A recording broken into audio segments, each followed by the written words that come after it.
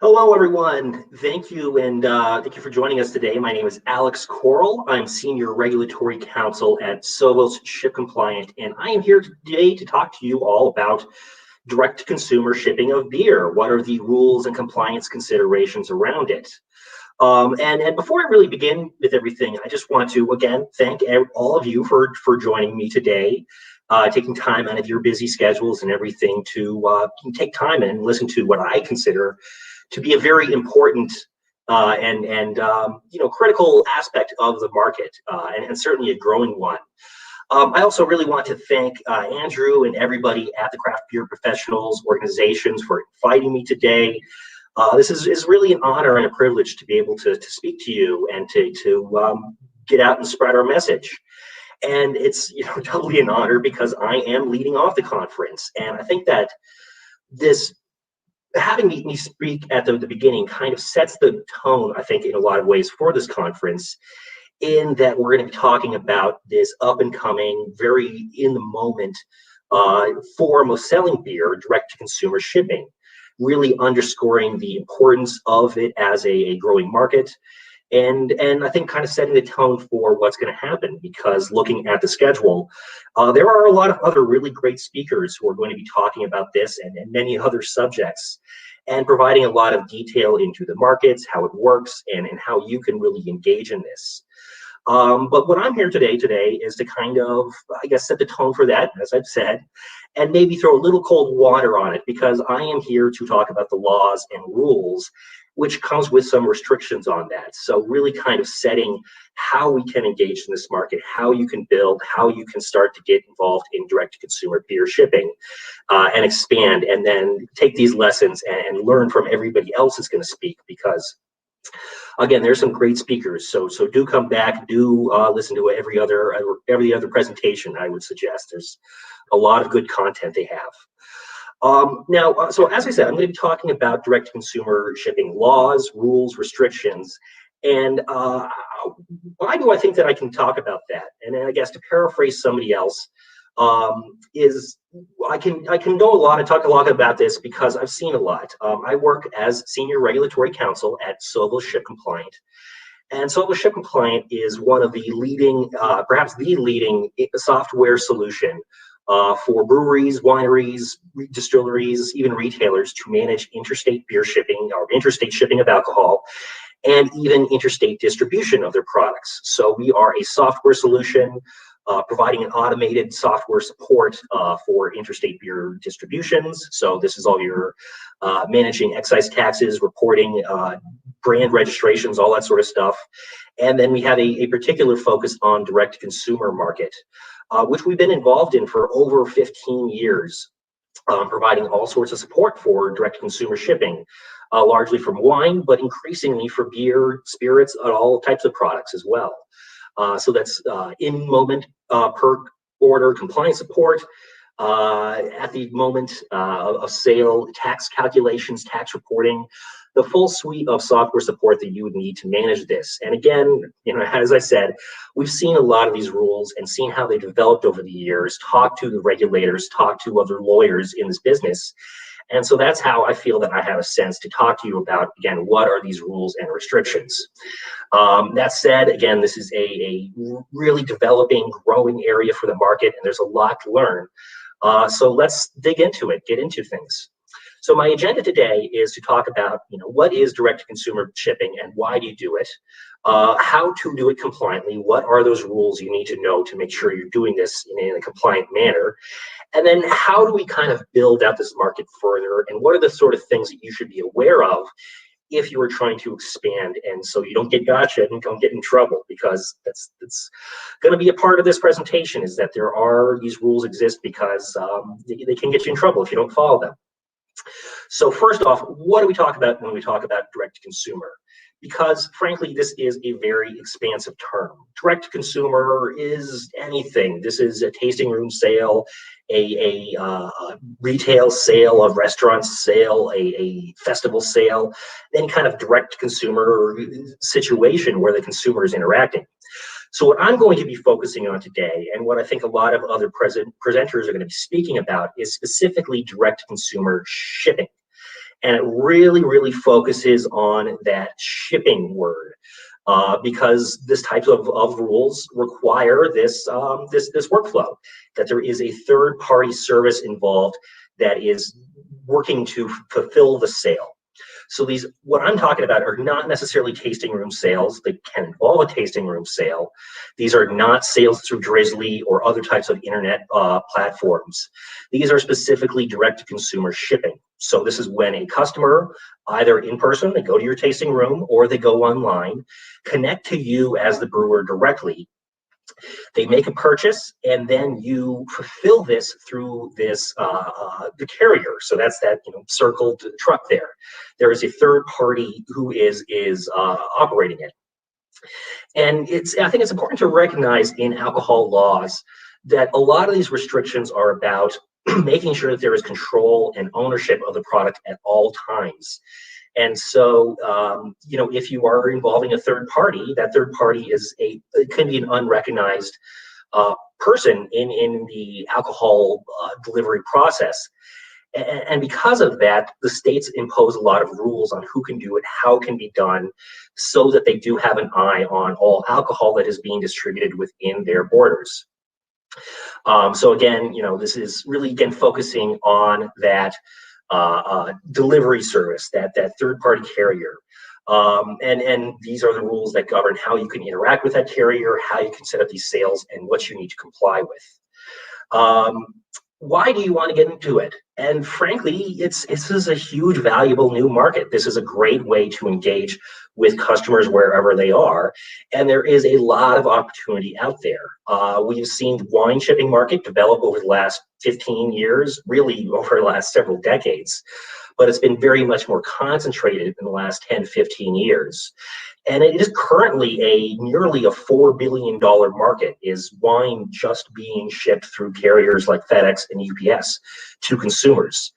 And the beer market is a fraction of that. So there is a lot of room to grow, a lot of opportunity out there for young, new, starting, developing, even established breweries to get involved and really expand their sales and make a lot more money.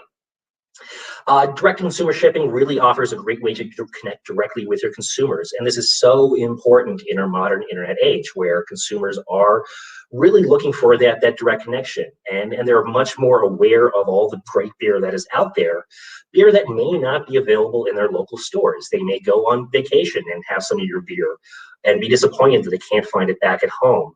And so this is a way to create that long-lasting relationship and engage with them.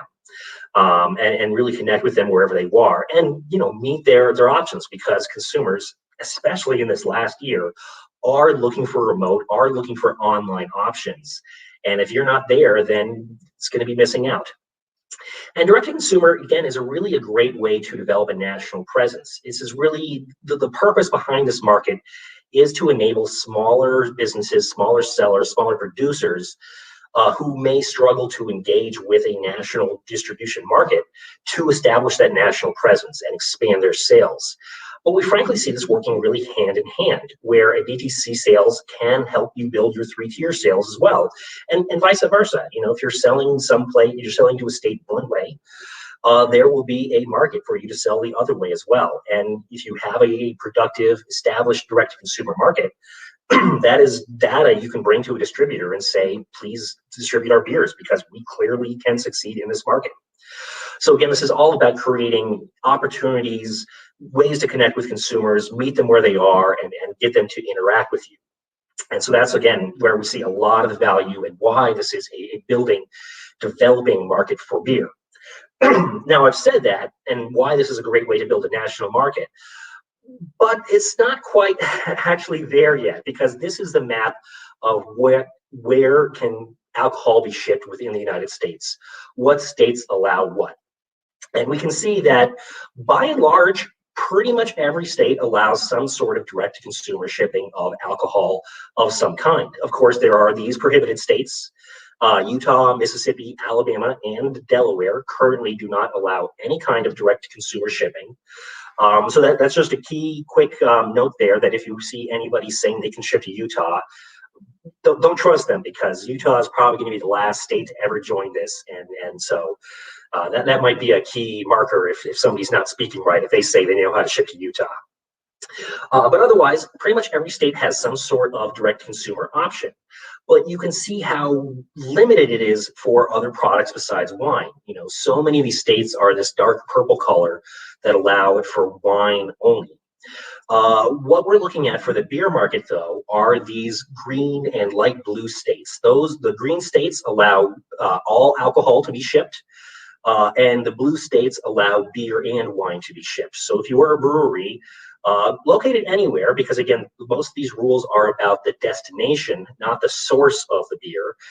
So if you can be located in Colorado, in Michigan, in Florida, and get licensed to ship to Nebraska or North Dakota or Ohio. But again, there are only about these few, maybe a dozen destination states where you as brewers can currently ship to. Just a quick note, DC is hard to see, but that is one of the green locations. There you can ship beer. Also a quick note, Oregon is a state that operates under what's called a reciprocal arrangement, which means they will only allow beer to be shipped from states that themselves allow beer to be shipped. So unfortunately, a Colorado or California brewery cannot get licensed to ship into Oregon because Oregon breweries cannot get licensed to ship into those states. But if you are a brewery in Ohio, then you can ship and then you could get licensed to ship into Oregon. Also, as a quick catch, Pennsylvania, for whatever reason, when they passed their laws, established beer shipping only for businesses that are licensed in their home state as retailers or wholesalers of beer. And so even if your home state production license grants you permission to distribute or sell beer off premise as a retailer locally, that does not meet the qualifications for Pennsylvania, unfortunately. You do have to have a separate license specific for distribution or retail sales in order to get that Pennsylvania license. So that's just a quick caveat there. But if you do have those licenses, and many states will allow you to hold 2 licenses at once, then you can look at the Pennsylvania market. Pennsylvania is actually a very, very lucrative market, especially when it comes to wine shipping. So maybe not a place to shy away. But, in many ways, we are looking at a very limited map. And one of the things that we're really looking for in the next few years is to expand this map to create a lot more options for breweries to ship to a lot more places. And there are states that are looking to pass rules this year. So we could see very soon this map growing. And we really want to see it expand. And just as a quick side, it took a long time for wine to get this far. 10 years ago, there were a lot more red states. There were a lot of states that prohibited everything. And so it just takes time and effort and work, but it can be done. We can establish this as a much more unified and expansive market. And I'll talk a little bit more about how we can do that later. But really what I'm here to talk about today are the compliance rules. What are the things you need to know as you are building up this market? And what are the gotchas and things you need to comply with? Because it is really all about compliance. As I'll say a little bit later, if you're not following the rules, then that's ways that states can impose penalties on you and really lead to other much more dire consequences. So you want to make sure you're ahead of this, and you want to make sure you're aware of what's going on. So when you are beginning your DTC process, what are the things you need to know and need to understand? And first off, do not ship into a state that prohibits it. There are a lot of businesses out there that say they can ship everywhere. Probably not. They don't necessarily say how they're doing it. So this is why, again, we look back to our map of those about 10 to 12 states that allow it. And so those are the ones you really want to focus on, because if a state does not allow it, then if you start shipping there, you're going to violate that state's laws. You can get in trouble for that. That can, again, lead to other more dire consequences. So recognize the places that are out there. You also then want to learn the specific laws of the destination states. And so I'm going to be talking about what those laws can look like. And while it's true with alcohol rules that they often rhyme, they never, ever really absolutely resemble each other. And so there are always going to be specific nuances for each individual state, different variations on how strict they are about something. And so you want to make sure as you are entering a state that you have a specific understanding of that destination state. And again, all of these rules are based off of the destination state as you're bringing alcohol into the state.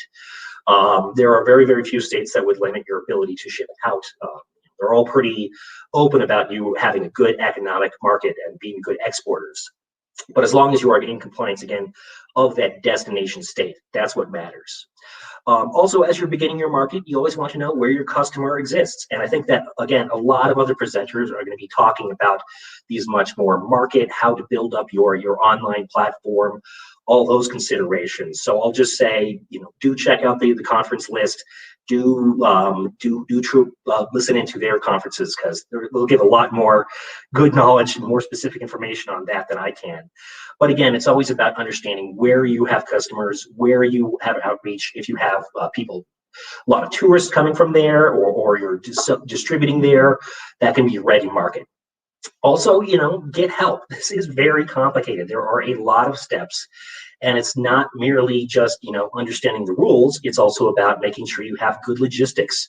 You're working with a good carrier. So, don't feel shy that you need to do this all yourself. There is a lot of help out there, a lot of services. And so you really want to be making sure that you are using the best services you can. And so get expert advice, talk to lawyers, talk to counsel, talk to people who know specifically about alcohol, who know specifically about direct-to-consumer shipping. And then, look for ways to automate this, because there can be a lot of complication. And if you can put this on a software service, that can make your life a lot easier. And also, again, I'll be talking a little bit more about this later, but do be careful of bad advice, because there is a lot of people out there who, think they know what they're talking about, and maybe they haven't thought it all the way through, or they're bringing in lessons from other products that don't really work for alcohol. And, frankly, I'll include myself in that. As I say, I think I am able to speak from some level of expertise, but, double check what I say. Reach out to somebody else and make sure that it makes sense and it is following the rules. And if you have any concerns, just always reach out to a state, because they want you to be in compliance as well. And they'll tell you what the rules are, and make sure that you're not violating anything. So again, there's a lot to know, but there's a lot of help out there. And we're always here to make sure that people manage this compliantly. So what are the actual rules? How to ship compliantly? And it always begins, as with pretty much everything in alcohol, with licensing. And you almost always need to get a license for the state that you are shipping into. Again, this is managing the rules of that destination state. So if you want to ship into Nebraska or North Dakota or Ohio, you need that license from Nebraska, North Dakota, or Ohio. You cannot rely on your California production license. You need that destination state, which is, the same as pretty much everything. If you are going to open up another production office in a different state, you need to get licensed in that state. If you're going to start distributing into that state to sell to wholesalers, you need to be licensed in that state. And it's the same thing with direct-to-consumer shipping. I say almost, because there is District of Columbia, DC, and Alaska. Those locations do not have any licensing, so you can actually start shipping there pretty much tomorrow if you get everything else set up and make sure you understand the other compliance rules in those states. But pretty much everywhere else, you will need a license, and you want to make sure it is the correct license. It needs to be specific for direct consumer shipping. It'll often be called something like a direct shipper or an out-of-state shipper bill, some sort of, again, shipping is really the operative word. And you always want to make sure it's for beer specifically. Often the rule in states that allow beer and wine and spirits to be shipped, there will be just one license, but that's not the case everywhere. For instance, Virginia has a different license for shipping wine than for shipping beer. And if you're going to be shipping beer, you definitely want the beer one, not the wine one. Also recognize that it can be complicated to go through this licensing process. And, if you're a brewer, you've already gotten some licenses out there, so you have some idea of what that looks like. And while these licenses can be a lot easier to get than your production license, you don't need to have a lot of specifics about your bar area, your production area, all those deeds and everything. It can still be complicated and time consuming. So you want to get ahead of that. Just make sure that you are giving time, at least a few weeks or even maybe a month or two, to get that all set up before you actually start shipping. It can be costly as well. There are some states that are really pretty cheap, maybe just $50 annually. Other states where it can be really expensive, several $100s annually. And this is an important thing that really comes up. And again, I'll be talking more about this in a little bit. but you really do need to have your own license. There are a lot of businesses out there that say, we can handle it. We have the licenses. Just, you sell your beer and we'll handle all the compliance. And that's not really how it works. A state is going to look at a package of alcohol, a package of beer. They want to know who is the licensee behind that specific package. And so if you're shipping it, but you're shipping it under somebody else's license, then you're in violation because you're not controlling that package yourself under your own license. And if you are, selling under somebody else's marketplace, then they need to be controlling it, and you really need to have a hands-off approach to it. So, again, I'll get into a little bit more of those specifics there, but it really does come down to you do need to manage this yourself, and you should be getting your own licenses. And if somebody says they can handle it all, that really sounds too good to be true, probably because it is too good to be true. So once you have your license, you want to make sure that your products are enabled. How do you set up your online menu and marketplace and advertise what products you want to sell? When it comes to making sure your products are in compliance, it often starts with product registrations. And it really starts with a TTB and getting your colas. A lot of breweries, if they're smaller, they're selling locally, they may have no cola requirements currently. So they may have no colas, that's a certificate of label approval for any of your beers right now, because again, you're just selling within your home state. But as soon as you make a direct consumer sale into another state, that is an interstate sale, and therefore it becomes under the remit of the TTB, and you do need a cola for that. The cola process is actually really pretty straightforward, and it's free. It's gotten a lot easier over the last few years, but it still takes a couple weeks to get your colas, and if there's a problem, that can take a few weeks more. So you want to make sure you get ahead of that and have your colas in order before, again, you begin shipping. Also recognize that a lot of other states have their own registration, brand label registration requirements for direct-to-consumer shipping products. Often, if that state has their own 3-tier brand registration, they'll do a combined. So if you already are distributing in that state, you already have your brand labels registered, you don't necessarily need to do it twice. But just be aware that there could be other restrictions on again, registering products that you're going to be shipping direct to consumer. Also recognize that there are a lot of product restrictions. There are a lot of states that limit direct-to-consumer shippers to shipping only products that they own or produce or bottle. They have these own production rules in place. And these can get very granular. So, at one level, it can just be you can only ship the products that you own or you're the authorized brand dealer of, but they can be down to the very level of production and even to individual production facilities. So if you own a couple production facilities and you have a few brands made at one production facility and a few brands made at the other, there are states out there that would require each facility to have their own license and can only ship what is produced at that physical location. And this is really, a lot of these rules are designed to limit imports, to make sure that people are not going to act as a sort of pseudo distributor to bring a lot of products around. But I think where this is really relevant for the beer industry is when it comes to collectives, which are a really fantastic idea that a lot of breweries have been getting into, to create collective distribution agreements where, a brewery in one state will distribute the beers from their partners. But recognize that that may not work for direct consumer shipping. So if you are part of a collective group, you may need to be operating under your own licenses, your own online marketplaces, all these sort of things, because states can have these restrictions on shipping only products you produce yourself. Again, these rules really vary a lot by state and how restrictive they are. So it's just when you're looking at a new state, recognize if that state has this type of rule, and then what are the limits there, again, so you make sure your marketplace is set up properly. Customers, once you are selling, make sure you're selling to the proper parties. And this really starts, again, with everything with alcohol, is never, ever selling to anybody under 21. This absolutely applies to direct consumer shipping and is really one of the main reasons why a lot of states are reticent about direct consumer shipping. They don't like it because there is this lack of a direct connection with consumers. You're not getting the face-to-face connection necessarily, so you may not be able to tell if somebody is over 21 or not. And so this is really a red flag for a lot of states when it comes to direct-to-consumer shipping. And so this is really to let everybody know, make sure that you are getting ahead of this and never selling to anybody under 21. And this gets kind of a little bit hard, as I said, for direct-to-consumer shipping because you don't have that face-to-face connection. So what some states do is they actually do require you to use a point of sale age verification service.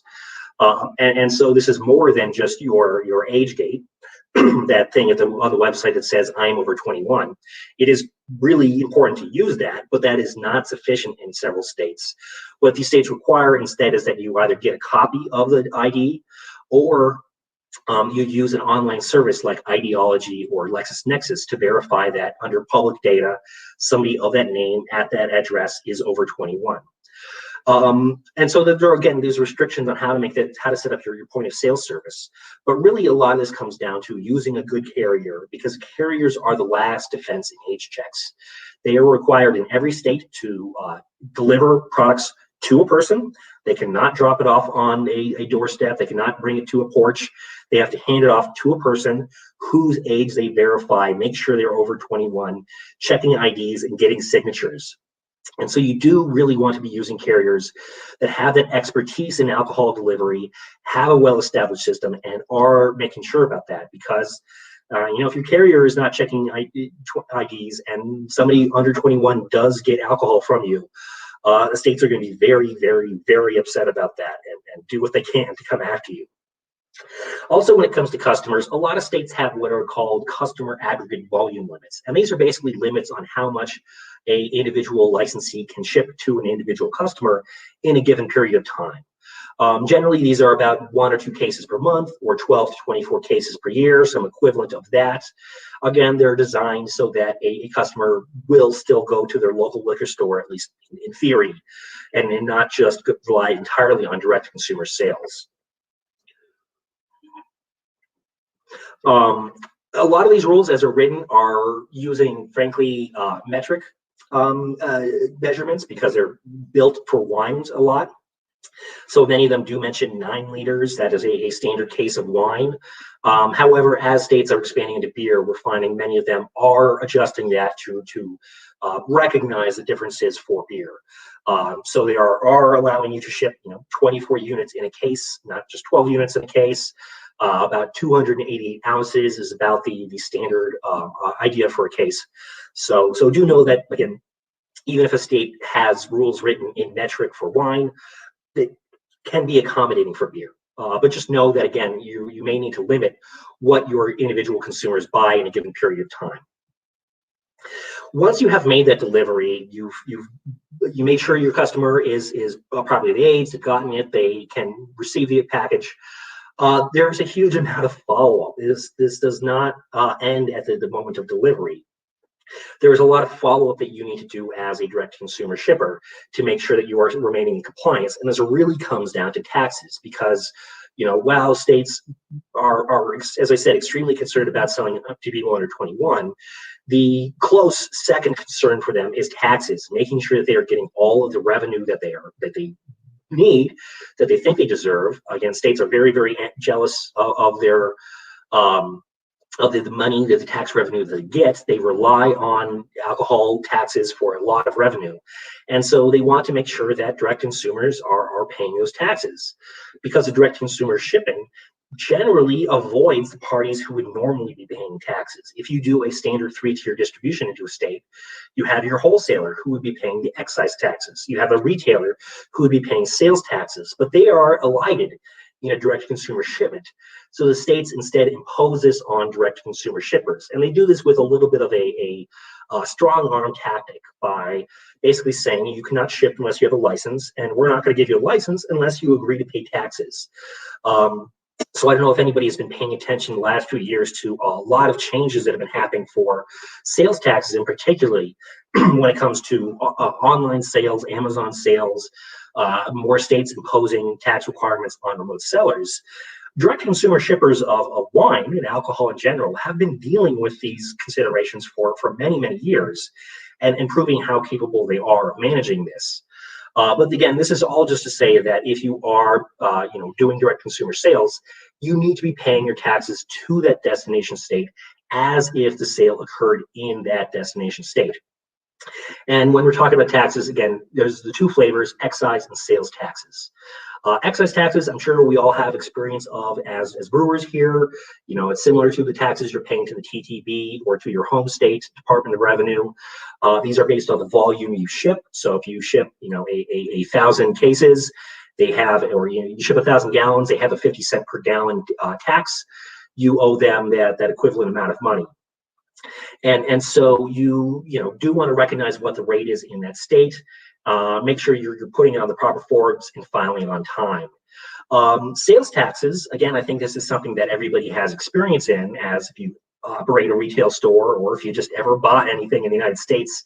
That's that extra little bit of percentage that a retailer will collect from you, and then they have to remit that onto the state. And frankly, I'm going to talk very quickly about this, but sales taxes can get really complicated. I've given entire hour-long presentations just on sales taxes. But the very quick and dirty is you really have to recognize what the taxes in a destination is, and it is based at the destination where the consumer gains control of it. So basically at their house or at their business. and the tax rates can vary very much. Even street by street, there can be different tax rates. And so this is why you want to make sure you are getting address-specific tax rates and not relying on necessarily zip or even broader geographical ranges. You do want to have that street by street because they can vary. Excuse me, starting to lose my voice. You also want to make sure that you are getting rates specific to alcohol because states can have different rates for general merchandise versus alcohol. For instance, District of Columbia has about a 6.25 general merchandise rate, but they have a 10% tax rate on alcohol, except that is only alcohol sold at restaurants, at on-premise retailers. Alcohol sold at off-premise retailers is at 10.25% for whatever reason. And so you want to make sure that you are getting that specific 10.25 rate that applies for off-premises retail sales. Because if you don't, if you miscalculate, if you miscollect at the time of purchase, that is money that you need to make up for out of your own pocket, because states want all the tax revenue that they think is due to them. And if you overcollect, that's actually even worse, because you were not authorized to take that extra $1 or $2. You have to figure out a way to give that back to your customer.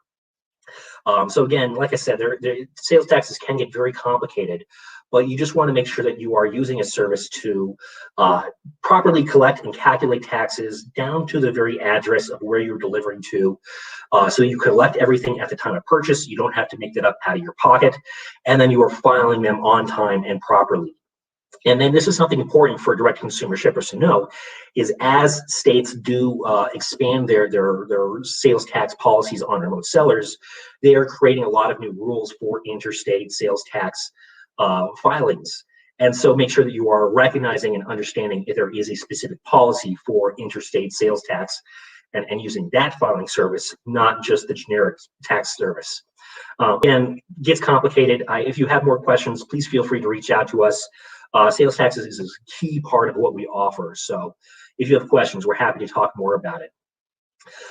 Just one quick last thing about taxes that a lot of direct consumer shippers may not recognize is that, if you are selling into a different state, that is deductible from your home state taxes. So do make sure you're not paying taxes twice. This is for both excise taxes and sales taxes.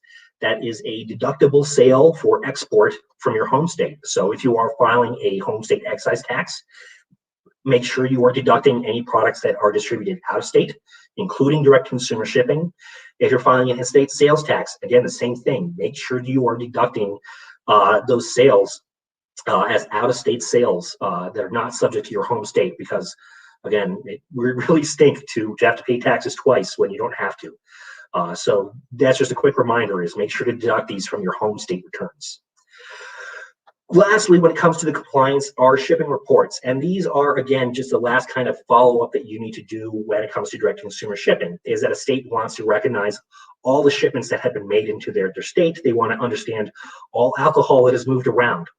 And so they require direct-to-consumer shippers to provide detailed summary reports of all the shipments made. And these get down to providing a lot of shipment by shipment information of what happened. So you need to provide the name of the purchaser, the name of the recipient, the address of the recipient, the date of delivery, the date of purchase, perhaps the date of birth of the recipient, the brand names, and what specific products did you ship, how much volume did you ship in this given period of time, how much taxes were remitted. An increasing number of states are requiring you to report the tracking numbers, that the long specific code that indicates what the package is. And the states are using all this information basically to police this market and make sure that you are not violating any of those rules, that you made sure you got a signature at the time of delivery, that there was a licensed shipper behind that shipment, that you did not deliver too much, you did not violate that aggregate volume limit, you did not violate one of those not of own production rules. And states are really using these reports, so you want to make sure you're getting ahead of that and filing them correctly. Often these returns are included with your excise tax returns, but they can be a separate report. And so that means for any given state, you could every month have up to 3 different reports you need to file. Your sales tax on the 15th, your excise tax on the 20th, and your shipping report on the 25th. And if any of them are not fully in compliance, that can be a reason for a state to go after you and to issue fines and penalties, or maybe not renew your license, and that can severely impact your business. And so again, those are sort of the general rules of compliance for alcohol shipping that you want to be aware of and be tracking, and then get the specifics of when you enter any specific state. So what do you watch out for as you're growing your beer shipping? And we're just talking about the risks of non-compliance, because these risks are very real. Basically, as with anything out here, if you fail to follow the law, that has consequences. And if you do this more and more, those consequences will grow. It often initially starts with a notice letter saying you've done something wrong, or a cease and desist letter. If you're perhaps not shipping with a license, that is something that a lot of states are cracking down on. But if you persist, then fines and penalties are very common. That's very likely to happen. And these fines can be assessed on a per shipment basis. So if you ship if you make 100 shipments without a license, or if you're 100 shipments that are over that volume limit, that can be a couple $100 fine per shipment. That can be very real money. That can be very problematic. So again, you want to get ahead of that. And if you really persist at it, or if you're doing something egregious, again, like shipping without licenses, that could be reasons to issue even sterner penalties. So if you have a license, that can be a reason for them not to renew it, or even revoke a license. States can issue warning notices and let your home state know about you being a bad actor, and that can be a reason for your home state to perhaps revoke your production license. And if you lose a license, that has extreme knock-on effects, because you need to report that to other agencies, and that can be a reason for them not to renew your license or to not issue new licenses. And if you lose your production license, that means you're out of the business, and it'll be very, very hard for you to get another production license and start producing again. And do be aware that states are cracking down on this. Just as businesses are getting involved in this, or paying attention to what's happening, states are paying attention. They see all the shipments that are happening. They are seeing a lot of legal shipments, and they're frankly getting a lot of scare notices from parties who do not like direct-to-consumer shipping, that states need to monitor this more, and they are. And we've seen this in the last year, where states have been utilizing what's called the 21st Amendment Enforcement Act, which gives them a long arm jurisdiction to go after businesses in other states. And again, this even can get down to your partners. So if you're using a service that is doing something improper, and a state sees you're involved, that can be reason for them to go after you as well. If you have a big blurb on somebody's website that says, "We love how they're helping us," and they're doing something illegal, you may get a notice from the state at some point. So you want to be careful about that. And that gets into being careful with third parties and working with good partners. Because as I said, there are a lot of help out there. There are a lot of great third-party services, but not all of them are good. So especially when you're looking at a marketplace or a third-party service that says, "We can handle everything for you," really, deal with that with a level with a big grain of salt. Get some skepticism and ask them specifically how they work. Ask about their licenses, what they're doing, how they're selling it, because again, you need to have a license to be selling properly. And it really comes down to never selling under somebody else's license. You have to manage your market, your licenses yourself. Often what will happen is a business will say, you have your marketplace, you sell, and then you just ship it under our license and we'll do the taxes for you. But that doesn't really work because, again, a state is going to look at that marketplace and they want to have the name of that market match the name on a license. And if it doesn't, that's reason for them, again, to issue notices, issue fines, and petition to have your other licenses revoked. So be very careful about that. The converse would be a marketplace that says, well, you will sell under our marketplace, under our banner, and then either you have your own license or you sell under our license. And you want to be a little bit careful about that. If you're managing your own license, you can use a third-party marketplace. But the care there is that you need to be controlling that marketplace. You need to set the prices, you need to collect the money, and then you need to do all your follow-up when it comes to reporting and paying taxes and everything. If you're conversely using a company that says, we have the marketplace, we have the licenses, we're managing it all, well, they're actually a retailer. And if they're a retailer, then they need to be operating like one, which means you giving them the beer through the 3-tier system and then having a hands-off approach to it. And then they're also then restricted to only the states where retailers can do shipping. Again, it's not to say that it's improper, just make sure that they're actually working right and actually following the rules. And again, if you're dealing with one of these services that is located out of your state, you need to be working through that state's 3-tier system to properly get them the beer. A big thing is also do not rely on contract gimmicks. There are a lot of businesses out there that will say, we're a California retailer, we're going to sell to a consumer in Texas, and the sale is going to occur in California. This is how our contract is set up. Everything is in California. And the beer just happens to be put in a box and shipped over to Texas. It's on the Texas resident to manage all of that. And that really doesn't work. Those are very, very common in other types of marketplaces where you're really shopping for a venue is what it's called. But because of alcohol, it doesn't really work for alcohol. There are a lot of these very restrictive rules. And a big one to recognize is that there is really no way for a private individual, non-licensed party to ship alcohol to themselves. So if I go on vacation to California, I cannot ship alcohol back to me in Colorado. Only a licensed shipper can do that remote sale, even that remote shipping.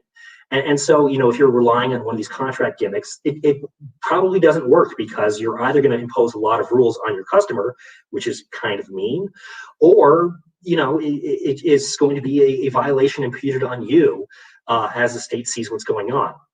Similarly, you want to work with good carriers who know alcohol. As a quick note, USPS, the Postal Service, is prohibited by federal law from carrying alcohol. So you do have to work with third parties, with private parties. And then just make sure that they are following compliance themselves. They're checking IDs and having licenses and everything. Because if they're not, then that can be put onto you. And then very, very quickly, how do we grow this market? Because this is really what the moment demands, is a lot more access, a lot more getting out there. And this is really the moment that we're seeing so much interest in this market, both from breweries and from consumers. So how do we expand this? Well, we learn from wine's lessons of engagement, grassroots engagement, organizing among each other and building out, working with industry groups to change the laws in each individual state, and then being good compliance management partners, demonstrating to states that we can follow the rules, we can pay taxes, we can get licensed, we can create a healthy, safe, and environment, market that consumers can benefit from. And again, this really gets down to talking to consumers. If you have consumers in a state that say, I'm upset, you can't ship to me, explain to them that the problem is not you, it's their state's rules. And if they want to change, they should talk to their legislators. They should petition their local Congress, their local legislative, to change the laws and to expand this, because again, we're seeing so much interest in this, so much demand for it, that this is what the moment demands, is expanding it. Now, I've spoken for a long time, very, very close to the end here. So I think that we're mostly running out of time, but we can stay over a little bit if we have questions coming in. So please do send in your comments if you have them. We might have only a few minutes. We have one here, it looks like, asking about promoting beer fests, and how can you establish a mutually beneficial relationship with a third-party distributor to ship beer DTC legally. And so this is a little bit complicated because distributors are largely blocked off from direct-to-consumer shipping. They cannot necessarily do it themselves. So this is, again, about you as a brewery managing yourself, getting your own license and building that. But what we see is the option, and frankly, a lot of distributors, because that direct-to-consumer shipping avoids them, they're not proponents of this market in many ways. They have a lot of lobbying efforts to kind of block it. But I think that ways we can combat that is by demonstrating that GTC and three-tier markets can work themselves to build each other up. And if you are distributing into a state, again, that's ways you can build up your DTC market. DTC market can build up your three-tier sales as well. So it's much more about demonstrating that there's a gestalt beer sales market out there, as opposed to working with a distributor to sell beer DTC. And actually, as I read this question again, I see that I misread it. This is about third-party. I guess no, it is about third-party distributors. Sorry, a little bit early out here, still getting my coffee in order. But I think that if hopefully that helps. Again, this is not necessarily about working with a distributor to build your DTC market as well, but just recognizing that they can work hand in hand to grow each other. Again, we are at the end of 45 minutes. We don't seem to have any other questions coming in. So I think that, I might be able to close it off there. Again, a huge thank you to everybody for joining me today. Hopefully I provided more information than confused, although there is a lot of information out there. I will just implore everybody to keep paying attention to these conference sessions. There's a lot of great information out there, a lot of great speakers. So do keep paying attention, listen to more information.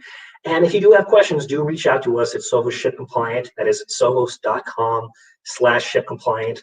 We have a lot more public information about these rules, breakdown of what happens in each individual state. And you can find a lot more about how we can help you if that is something you are interested in. So again, I'll just leave it there. Again, a big thank you to everybody. Big thank you to craft beer professionals. And I hope you have a great day.